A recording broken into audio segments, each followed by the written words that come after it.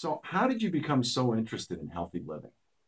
Well, actually, my parents raised me on this diet, but it actually really happened in grade 3. Mm-hmm. So for 8 years of my life, I was like, they had a name for me because I was weird because of my food choices.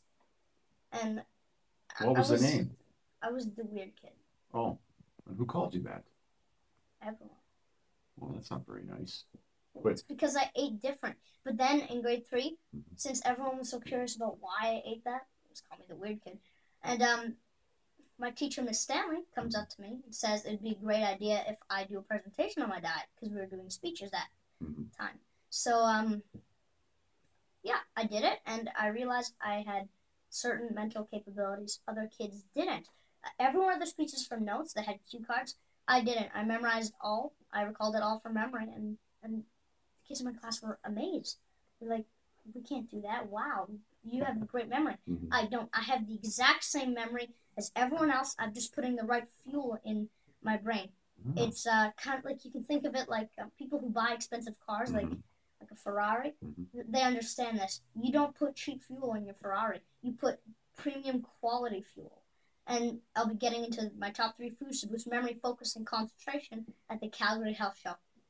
So you just turned 12.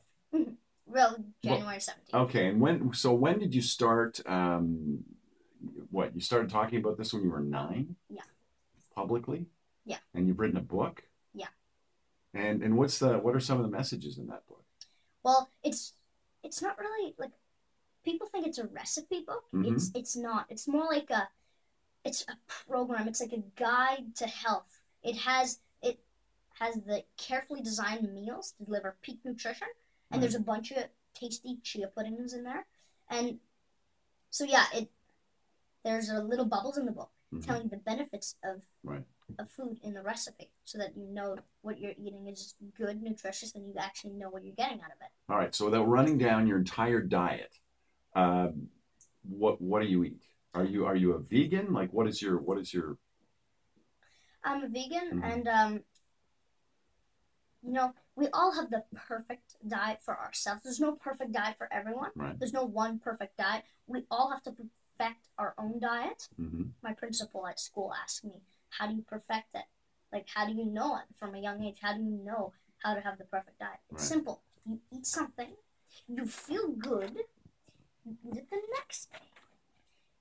And then the next day, if you feel like you feel good, you eat it again, and you continue. You know that's food that works for you. If you eat something that the next day you don't feel good, don't eat it. Okay, so let's go back to when you were a kid, because obviously, our parents have a lot to do with what we wind up eating.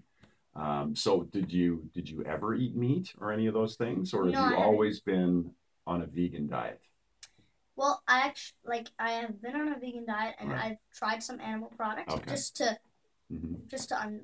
it was my decision. My parents let me choose, so I tried it so that I can make an informed decision. So I did.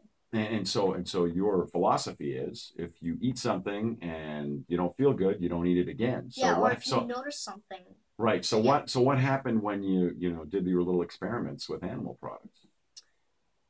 Well, I don't know. You didn't feel good, or?